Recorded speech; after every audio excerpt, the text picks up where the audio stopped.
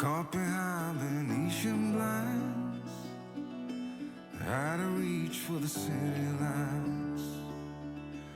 This ain't where I belong. Hey, look at me, man, what I become. Hello and welcome back. Sorry I haven't put a video out for a while. Since we got back from Spain, the motorhome's been back at Swift. It's had a lot of warranty work done.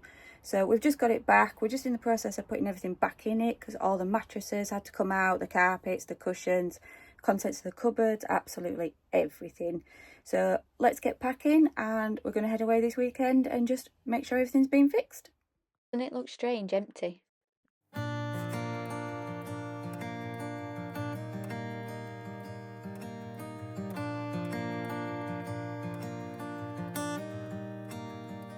Had a few kids, bought a new house, promised you heaven, but it never did work out.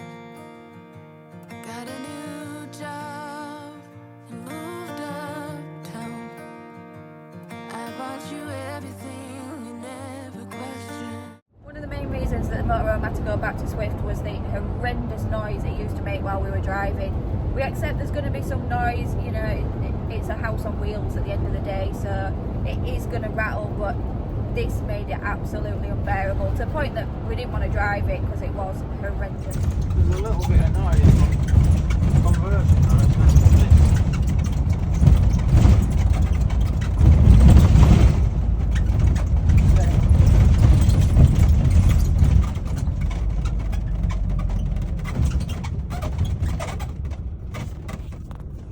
One of the other bits of work it went in for was this scratch in the window.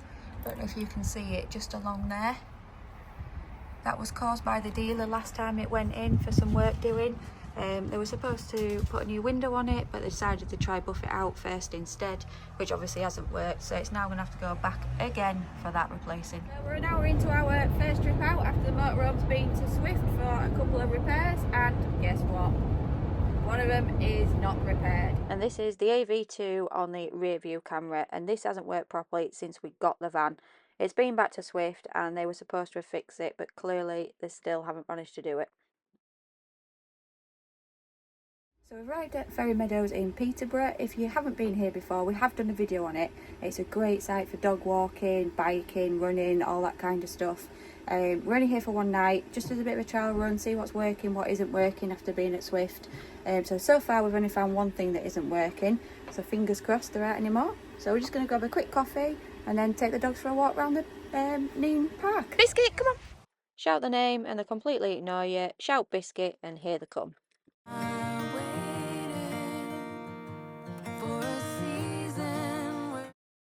So after a nice walk around Neem Park, these two are absolutely exhausted, which means it's time for us to head over to the pizza takeaway van and grab a pizza. We've come to close the blind, which is over the cab area, and it won't close.